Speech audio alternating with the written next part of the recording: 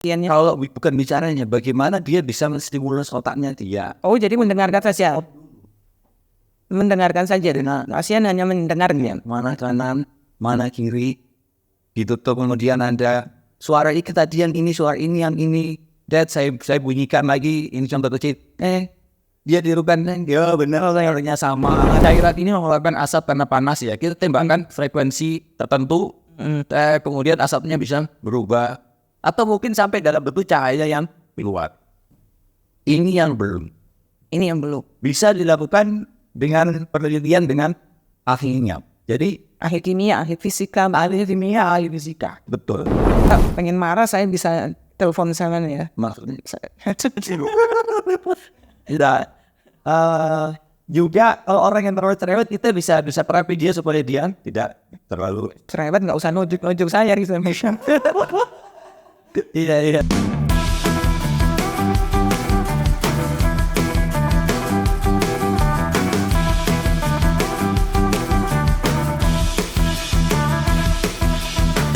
Kesda Podcast Talk Show. Selamat datang di The Kesda Podcast. Kali ini dengan Komite Musik. Ya, rekan saya Aji Kelono. Saya Frida Erli. Kita ketemu lagi Mas ya. Yoi, Mbak. Kebetulan ini kita ada program podcast dan korelasi dengan semua bidang yang ada di Dekesda, bidang dan komite yang kemudian ada pertunjukan seminar. Saya mau bahas ini dulu. Pertunjukan seminar musikologi. Sampean ini kan psikolog ya? Iya. Ya, coba kamu tambah. Senang gini waduh. Iya, musikolog. Oke, coba dijelasin apa sih musikolog? Oke, jadi memang musikolog itu sebenarnya sebuah profesi ya, profesi expert ya. Iya. Oke, di bidang musik gitu. Nah, yang perlu kita pahami bahwa expert di bidang musik itu tidak hanya pandai bermain musik. Oke. Nah, tidak hanya pandai bermain musik, entah itu gitar, vokal dan seterusnya. Tidak hanya itu hanya bagian kecil daripada musik. Sejago apapun main musik itu hanya bagian kecil daripada musik. Nah, sementara musikolog itu memang dia dari keilmuan, Mbak. Musikolog ini sains ya. Iya. Jadi musikolog ini induknya musik sebenarnya. Iya. Tidak ada musik tanpa musikologi. Iya. Namun musikologi memang dia punya tugas yang lebih. Nah, bagaimana dia bisa berkorelasi dengan segala macam ilmu pengetahuan yang ada.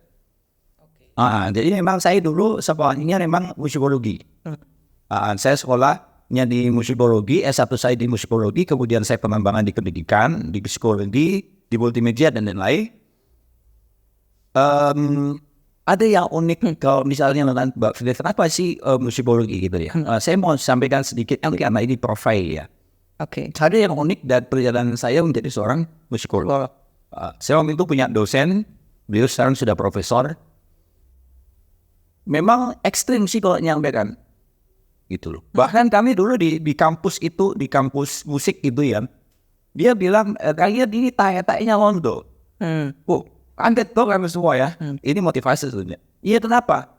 Jadi dosen saya dulu ini pertama kali itu di kampus itu juga dia diajar oleh dosen memang dari Belanda, dari luar negeri. Otomatis kan masih bagus ya. Iya. Nah, begitu turun, akhirnya kami menjadi mahasiswa. Ibaratnya kalian ini tanya-tanya londo. Oh iya.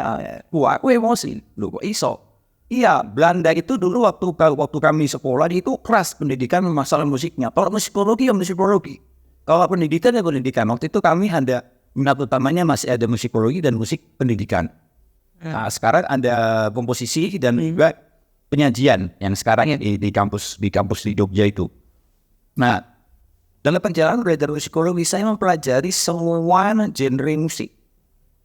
Semua genre, oke. Semua genre musik. Tapi bukan fokus di tekniknya. Bukan fokus saya bisa main musik ini, main musik itu, bukan fokus di situ. Di sainsnya. Di sainsnya. Sampai pada ranah psikologi. Iya. Jadi bagaimana kita itu masuk ke dalam musik sebenar-benarnya. Iya. Ya, kita ini ya. Perjelas dulu, sains itu kan metode ilmiah dari sebuah ilmu pengetahuan. Iya, Ya. Kemudian ini dispesifikan lagi menjadi ke psikologisnya, ke psikologinya. Ya oke, lanjut. Lanjut. Kenapa saya bicara psikolog? Nah, orang main musik itu kan pasti dia punya soul ya, jiwanya begini. Ya, terus dia juga harus melihat ini propaganda apa yang dia bawa. Saya ambil contoh musik reggae. Musik reggae ini menurut saya agak unik memang daripada yang lain. Gitu. Kenapa? Karena dia menciptakan perilaku musikal yang kontroversi. Iya. Waktu itu saya sampai masuk meneliti itu secara psikologi, bagaimana sih orang menikmati musik reggae sedalam-dalamnya. Nikmatnya itu sampai di titik mana sih musik reggae. Kalau kita dengar musik reggae itu hanya goyang-goyang, semua orang juga goyang. Iya. Jadi waktu itu di Yogyakarta itu ada satu kafe yang memang yang menyajikan khusus musik reggae. Jadi yang private memang. Ya kayak kafe-kafe bukan lah ya, hari ini bayar mahal gitu ya kan. Semua di dalam bebas gitu kan. Ya memang harusnya seperti itu. Iya. Oke. Saya masuk di sana, kita itu menikmati musik reggae sambil bisa Biasanya ya. Minum biasanya alkohol. kalau minum pasti. Oh itu sudah pasti, di mana-mana juga ada kan ya, minum itu. Ini sambil menikmati ganja. Kemudian saya sempat jamming sebentar. Kemudian saya harus menjadi penonton. Bagaimana situasi saat kita ngobrol dengan teman-teman. Sementara di depan ini ada live music gitu kan. Jadi live music itu tidak ada batasan, bukan panggung yang gede. Di situ juga banyak bule-bule. Aku masuk bahasa Inggris kan, dia bisa kumpul mereka kan. Intinya sampai di mana sih orang itu bisa menikmati musik. Nah, latar belakang saya juga sebagai seorang player, sebagai seorang pemain, kemudian saya di pendidikan juga itu belajar. Saya pernah belajar musik. Saya korelasi musik dengan pendidikan dan lain-lain itu. Waktu itu saya juga pernah menjadi guru di SMK. Saya juga pernah menjadi dosen. Saya jadikan lab. Labnya ini bentuknya gimana? Jadi mohon maaf ya, kampus yang pernah saya jadi dosen di sana. Sebenarnya saya tidak niat ngajar, tanda kutip. Padahal aku berhasil ya. Iya, oke. Tak jadikan lab, Mbak. Bagaimana saya melakukan penelitian musik korelasi dengan banyak disiplin ini. Iya, jadi trial and error gitu ya. Sehingga bisa menjadi metode pembelajaran. Bagaimana saya bisa tahu karakternya Mbak Frida hanya dengan menggunakan piano. Oh, Mbak Frida ini artinya anggap saja kita belum pernah kenal. Iya. Saya sebagai seorang musikolog pernah ke psikolog, Mbak? Ngobrol aja. Berobat belum? Kalau saya udah pernah waktu SMA, didatangkan psikiater, orang tua saya datangkan psikiater, datangkan psikolog. Waktu itu aku masih di rumah sakit. Memang saya didatangkan masih rehab, datangkan terus ngobrol-ngobrol. Sebenarnya bukan hal yang tabu kok. Nah, saya kembali lagi sebagaimana seorang psikolog. Saya belum pernah kenal Mbak Frida misalnya. Saya tanpa bertanya apapun ke Mbak Frida, saya cek semuanya melalui saya tapi menggunakan piano ya. Menggunakan piano, saya bukan main lagu apa enggak. Saya ngecek dengan nada, dengan akord, dengan ritme. Nanti Mbak, ini apa sih? Oh itu mayor mas. Kalau dengerin ya, ini mayor di suasananya dengerin. Nanti saya bisa menjelaskan. Oh Mbak Frida ini kalau di kehidupan sosial ini orangnya gini. Kalau di keluarga ini orangnya gini. Tapi dia punya kelebihan gini. Jadi kalau komunikasi dengan Mbak Frida, itu caranya gini. Sebagaimana seorang psikolog. Iya. Juga saya pernah itu menangani beberapa kasus penyakit psikologi, anxiety, kemudian encephalitis, itu gangguan radang otak. Itu metodenya sampai si anak ini ya, maaf waktu itu dia kelas 2 SMA, sampai dia itu bicara itu dari iso. Membedakan mana kiri mana kanan itu sulit.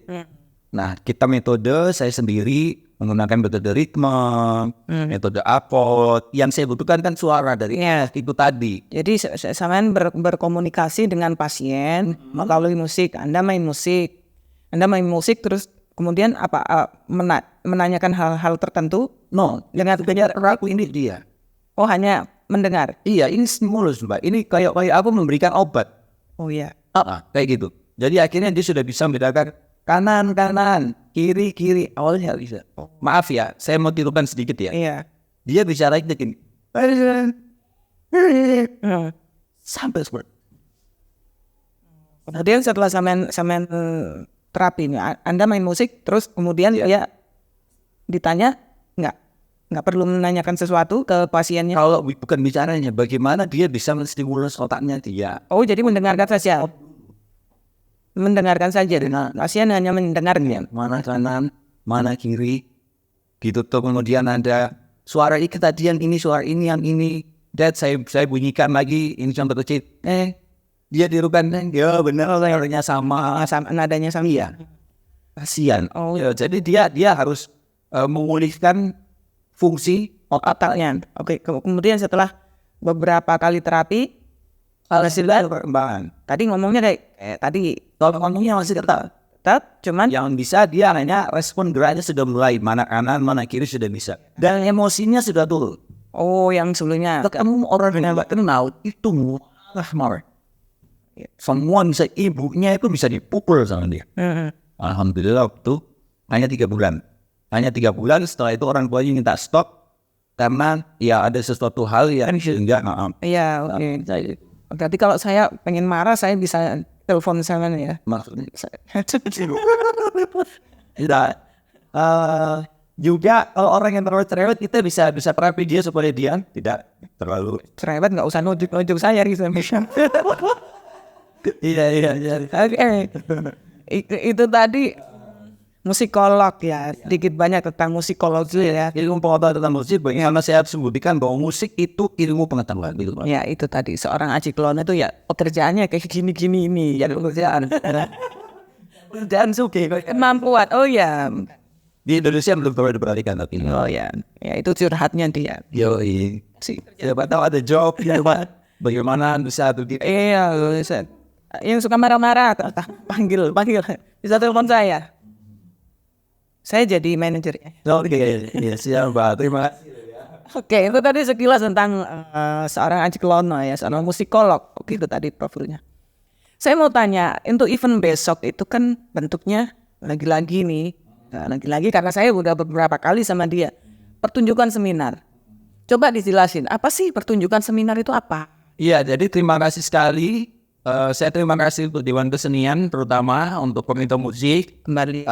Kemudian kita ini kan bekerja sama dengan Pusat Studi Pendidikan dan Budaya Universitas Muhammadiyah Sidoarjo di fasilitasi. Tempatnya keren, sore yang aku pakai bioskop itu ya. Aku senang banget. Apa nih? Aku senang banget. Nah, pertunjukan seminar. Itu seminar apa terus? Iya seminar. Iya. Memang basicnya seminar. Berangkat dari hal-hal dari penjelasan ilmiah. Semuanya. Seminar. Tapi kok kenapa pertunjukan? Nah ini yang menarik. Saya mau membuat konsep yang berbeda. Iya. Satu alasan kenapa saya pertunjukan waktu itu memang saya sekolahnya, saya kuliahnya kan di Fakultas Seni Pertunjukan. Iya.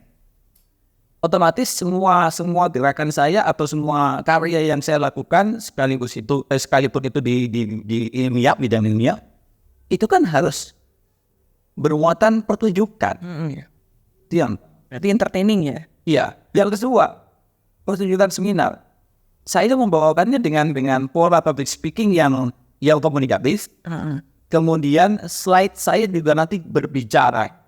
Jadi dia nanti akan berbicara tentang warna, dia berbicara tentang visual, ini kan juga mempengaruhi kita untuk psikologis juga ya.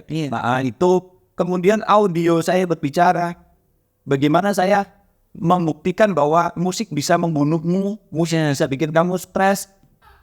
Bagaimana saya menjelaskan musik itu dengan suara-suara dan seterusnya. Jadi pertunjukan seminar ini sebuah pertunjukan, tetapi memang seminar. Saya mau yang berbeda, pokoknya menarik lah. Saya itu nambah ilmu, tapi juga hibur itu ya. Orang nggak bosan, Orang nggak akan bosan. ya. Dan pasti dapat pengalaman baru, dapat sensasi baru. Gitu. Oh gitu. Bisa sih. Iya, lihat aja. Saya kan senang yang sensasi gitu, Pak. Kalau nggak puas, nanti bisa komplain ke Tekut Wiyoto. Siapa itu udah biasa? Oh itu ketua kita ya. Kita kan nggak pernah kenal sama dia. Penting kita bikin musik, bikin pertunjukan. Judulnya sekarang Science of Music ya, kembali ke yang tadi ya, sudah diulang lagi. Science itu kan sebuah metode ilmiah dalam sebuah ilmu pengetahuan tentang musik. Nah, ini coba dikit aja dikasih clue dikit. Apa notnya? Ada not-not tertentu sehingga terbentuk suatu genre misalnya, yang kemudian itu bisa pengaruh ke dalam psikologisnya pendengar atau bahkan pemain juga ya. Dan bagaimana itu mempengaruhi apa notnya, apa rangkaian ritmenya gitu, apa nada-nada tertentu gitu. Ya coba dikit aja clue. Nah, kalau itu masih hanya pokok daripada unsur musik. Jadi nada, jadi di suara ya. Suara itu bunyi. Nggak usah diperdebatkan suara itu apa, bunyi itu apa, kan itu. Yang jelas sebelum menjadi nada, dia suara dulu, dia pengen dulu. Kalau sudah nada, kan sudah ditentukan frekuensinya. Setelah menjadi nada, dia berkembang lagi menjadi melodi, nada-nada yang kemudian ada ritme, ada dinamika dan seterusnya. Itu masih unsur musikal. Kalau tadi kaitannya sama karya, bagaimana kita bisa menentukan nada dari warna? Warna apa? Dari warna. Coba nih. Warna. Warna yang dilihat berarti ya? Ya, warna yang dilihat secara visual. Iya. Kalau nanti kita kan bisa lihat. Iya. Iya. Nah, saya pernah berkarya. Saya melihat waktu itu memang karya saya tentang Majapahit ya. Nanti akan di setel audionya di opening. Warna candi. Oke. Ada candi itu yang dari bata. Kalau di tempat paling kita kan bata merah ya. Ada yang dari batu ini ya, batu air lah. Kali. Nah itu berarti sebelum era Majapahit, gampangan ini. Warnanya dia sudah ada yang sudah mulai kecoklatan, terus ada yang sudah hitam. Ini kan terjadi gradasi, Mbak. Mbak tahu nggak warna hasilnya kayak apa? Belum tahu kan? Artinya apa? Jadi bisa kita lihat warna yang ada hari ini. Nah, warna yang ada hari ini anggaplah ini akor. Atau terdiri dari 3 nada, misalnya atau C misalnya, J, E, G, terdiri dari 3 nada nih, anggap saja warna yang kita lihat sekarang ini apa? Nah, kandungan di dalamnya apa? Warna apa aja? Sebenarnya ini komposisi warna. Nah, dari situ kemudian kita menentukan, saya harus menggunakan nada apa. Seperti itu. Nah, kaitannya dengan psikologi juga gitu. Jadi misalnya nada C nih, nada C ini punya karakter apa, kepemimpinan atau apa. Nanti nada D, dia punya karakter apa, dengan warnanya seperti apa. Semakin rendah, nanti dia semakin gradasinya semakin gelap warna itu. Semakin tinggi gradasinya dia semakin terang misalnya. Seperti itu. Diurai ya? Diurai. Tiap nada diurai. Iya. Tiap lagu diurai jadi berapa bagian. Ini diurai lagi sampai ke detail-detailnya. Nah, ini kan otomatis nanti berkaitan dengan banyak disiplin ilmu. Yang saya belum itu adalah bagaimana saya memunculkan warna berdasarkan nada tadi dengan bertikat. Nah, saya sudah pernah sudah pernah ditawari sama teman di waktu itu universitasnya sama dia Yogyakarta. Itu ada kepala lab waktu itu fisika ya. Bla bla bla bla bla. Butuhnya apa Mas Haji? Saya butuhnya tembakkan frekuensi. Terus muncul warna. Membuktikan bahwa memang nada ini itu memang memunculkan warna apa. Nah, dari situ kita bisa melihat. Jadi misalnya saat memunculkan dia memunculkan warna merah. Ini nanti berarti nanti kalau untuk pengobatan, untuk terapi, ini nanti munculnya saat orang ini sedang malas, kemudian kita tembakkan warna itu dengan frekuensi tertentu stimulusnya di situ. Iya. Sebagian seperti itu. Dari nada ke warna visual. Bisa diceritain pakai alat apa atau sebenarnya analisa Mbak sebentar. Iya. Jadi penjelasan. Iya, penjelasan. Jadi kalau tadi yang saya maksud ini saya belum berhasil. Saya belum bisa. Belum Yang belum itu saya bekerja sama dengan ahli fisika. Ahli fisika untuk bagaimana frekuensi ini bisa memunculkan warna. Contoh sederhana, warnanya bukan persoalan apa. Misalnya dengan cairan-cairan tertentu ya. Cairan ini saya tembakkan frekuensi das, lama kelamaan dia nanti berubah menjadi warna apa. Ini. Ya, jadi misal ada lab fisika gitu ya, terus kemudian kasih suara, kasih speaker gitu dengan nada tertentu. Iya. Atau ini cairan ini mengeluarkan asap karena panas ya. Kita tembakkan frekuensi tertentu, kemudian asapnya bisa berubah. Atau mungkin sampai dalam bentuk cahaya yang keluar. Ini yang belum. Bisa dilakukan dengan penelitian dengan ahlinya. Jadi Ahli kimia, ahli fisika. Betul. Korelasi dengan ilmu pengetahuan itu. Jadi musik tidak hanya sekedar bunyi dan bisa untuk terapi musik. Jadi latih materi di pertunjukan seminar memang fokus bahasannya adalah psikologi. Iya, berarti ini suara yang bisa dimaterialisasikan gitu ya. Bahkan sampai jadi benda. Ya. Iya, karena tadi ada warna. Warna itu bisa munculkan karena entah itu asap, entah itu air. Berarti kan benda kan? Betul. Satu lagi. Di Mojokerto waktu itu di Trawulan, saya pernah dikasih. Jadi awal saya menentukan nada, menentukan bunyi untuk karya saya itu dari gerabah. Gerabah itu kan Pak di Tanah. Udah ketahui. Iya kan. Nah katanya itu potongannya ujungnya ini loh Mbak, apa namanya? Keni. Ya, Ini yang asli katanya dari air Majapahit. Iya lubung. Tak pukul gini, kayak logam sudah sore. Kayak logam. Terus saya ditunjukkan lagi beberapa peninggalan. Mana yang asli? Ini cik asli cik katanya ini. Ini yang palsu. Oke, diambilkan lagi sama dia. Mana yang asli? Waduh, sulitan saya menentukan mana yang asli. Aku kan belum belajar bagaimana yang asli, mana yang enggak. Kelihatan kok, ketok sih. Dari warnanya sudah kelihatan. Begitu kita pegang, teksturnya nanti ketahuan mana yang asli, mana yang palsu. Bla bla bla bla bla bla. Oke, berarti indikatornya ini. Ada satu yang belum. Saya benar. Suara. Saat ini kita pukul. Ini nanti bisa menjadi satu indikator asli atau tidak. Sederhananya, iya lempung kendi dari keramik dari tanah liat itu ya, semakin lama tertimbun di tanah kan semakin keras. Iya. Nggak bisa dibohongi kan? Nggak bisa. Suaranya pasti akan berbeda sama yang baru ditimbun 10 tahun yang lalu. Iya. Sederhananya gitu. Misal barang asli dengan palsu pun juga pasti beda ya kan? Nah, kayak jatuh panah nih ngono. Wah, palsu langsung ya. Iya. Itu belum terjadi di peninggalan sejarah. Belum terjadi, belum diteliti. Belum ada indikator untuk menentukan itu dari suara. Setahu saya belum ada. Ya, itu perannya muskul.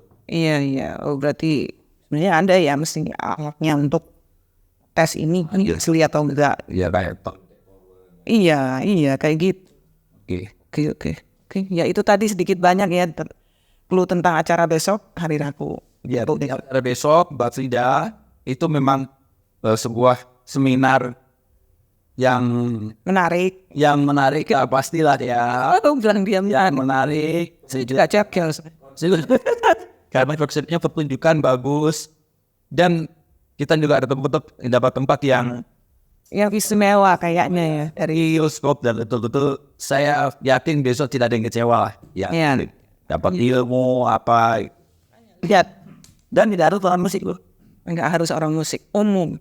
Tadi saya ditanya, ada teman yang mempromosikan ini, terus kemudian ditunjukkan pertanyaan dari calon audiens. Loh, kalau saya misalnya kemampuan musik saya belum seberapa, boleh nggak datang ke situ? Jangan-jangan nanti datang ke sana terus tingkatan keilmuannya saya nggak nutup. Saya jawab, justru acara ini untuk orang-orang non musik. Karena bagaimana caranya saya menyampaikan musik tanpa bermain musik. Iya. Mbak. Untuk umum, jadi nggak usah minder, nggak usah merasa saya bukan musisi. Iya. Atau suara saya tidak sehebat Frida. Canda. Oke. Muatan materinya untuk seminar besok? Muatan materinya pokok pembahasannya psikologi musik. Psikologi musik. Nah, ya udah dijelasin sih ya tadi ya sedikit banyak ya. Jadi hal sih mencapai banyak hal. Banyak hal. Sebenarnya udah kelihatan kok. Udah kelihatan kok Mas dari tadi penjelasan tadi itu bisa untuk berbagai macam bidang ilmu. Iya. Apalagi kalau kita hanya mengkaitkan dengan komite dan bidang yang ada di Dekesda ya. Sebenarnya pasti banyak kalau mau diurai ya. Oh iya, kalau hanya dalam lingkungan seni kok malah dikorelasi banget. Iya makanya soalnya kita nanti podcast dengan para nih ya perwakilan dari komite dan bidang yang ada di Dekesda. Iya, nanti Di luar seminar itu ya. nanti kita nanti bahasannya sama semua komite. Iya. Bagaimana korelasi musik dengan teater, dengan tari, dengan seni tradisi, apa main komite dengan film. Iya. Seni rupa ya. Itu nanti kan kita penonton kan bisa pendengar ya bisa mengaitkan sendiri. Oh berarti kalau dari musik ke sastra aja gini, dari musik ke seni rupa aja gini. Itu kan nanti bisa mikir. Iya, seni rupa tadi udah yang dimaterialisasikan, terus ke sastra juga gitu kan. Kalau teater itu karena dia gerak ya kan. Iya. Apa bedanya dengan ritme? Ya mungkin kalau teater dan tari mungkin jelas ya. Iya. Tapi kalau dengan seni rupa mungkin orang agak mikir lagi, ke sastra lagi mikir lagi gitu loh. Iya. Iya kan? Pastinya kita bicara umum aja gitu loh. Apa sih hubungannya musik dengan sastra misalnya? Ya anggap aja sastra itu dasarnya dan aslinya lirik toh. Iya. Kalau dulu dalam opera-opera ya memang yang disampaikan bahasa-bahasanya atau narasi-narasinya kan sastra banget. Iya. Tapi dijadikan dengan opera ya sekarang kayak teater. Iya kayak gitu. Ada unsur gerak, tarinya apa. Ya itu nanti besok detailnya di para perwakilan komite dan bidang besok ya. Ya kita cuma ngasih clue aja sedikit gitu loh. Oke jadi itu tadi udah ya kayaknya ya. Iya Mbak. Kalau terlalu banyak nanti besok udah nggak seru lagi soalnya. Iya jadi ya terima kasih dikasih kesempatan untuk pertunjukan seminar musikologi membawakan ilmuwan musikologi karena ilmuwan ini memang sudah luas sebenarnya, cuma di Indonesia banyak. Iya, saya yakin dan korelasinya dengan semua bidang ini. Iya. Dan saya seorang musikolog. Sekarang saya menyampaikan musik. Fokusnya bukan ke orang musik, tapi orang non musik supaya tidak terjebak dalam kerusakan. Iya. Ya itu sebelum. Ya itu sedikit banyak belum kita jelaskan loh tadi di sini masalah kerusakan, bagaimana musik bisa merusak. Ini harus dipelajari juga supaya bisa dihindari. Iya, bagi orang tua, ya, remaja sendiri juga kan supaya nggak terjerumus atau salah, gitu. Namanya salah itu kan ya harus diperbaiki. Iya, itu. Tapi bisa ya masalah musik-musik seperti reggae tadi. Soalnya saya juga pernah sih melihat itu. Suatu pertunjukan yang kelihatannya anarkis tapi ternyata itu hanya stylenya aja, sebenarnya mereka tidak anarkis gitu. Tapi begitu dengan musik-musik tertentu genrenya ganti, bandnya ganti gitu, mereka malah yang tahu yang seolah gini-gini malah banyak betul lah ini saking hati perilaku musikal ya. Besok bisa kalau misalnya mau hadir di acara itu mau menanyakan sendiri. Jadi aliran musik saya gimana dong? Saya kalau seorang rocker saya bertanggung jawab dengan masyarakat ini gimana? Karena saya sudah bikin lagu banyak loh gitu. Kayak gitu. Bisa ditanyakan daripada dipendam sendiri ya kan ya. Ya itu tadi kayaknya udah cukup ya. Terima kasih. Saya nggak mau bocorin semuanya. Nanti besok nggak seru. Karena nanti orang lebih tertarik ke saya daripada ke Mas Aji, kan saya nggak enak gitu. Iya. Oke. Sekian dulu untuk kali ini ya, podcast kali ini tentang pertunjukan seminar musikologi yang akan kita adakan di UMSIDA. Gedung apa Mas? Di Mini Teater UMSIDA, kampus 1 yang di depan RSUD itu ya? Iya betul sekali. Yang di situ nanti bisa tanya aja, nggak akan sasar. Ya, di situ ada Mas Aji nanti yang akan menjelaskan tentang the science of music. Penyajian yang Wah, tepuk tangan dulu. Rahasia, Mbak. Rahasia. Jangan tepuk tangan dulu. udah lancar, udah Nanti gitu. Oke, terima kasih Mas Aji. Sampai ketemu lagi ya. di sesi berikutnya. Oke.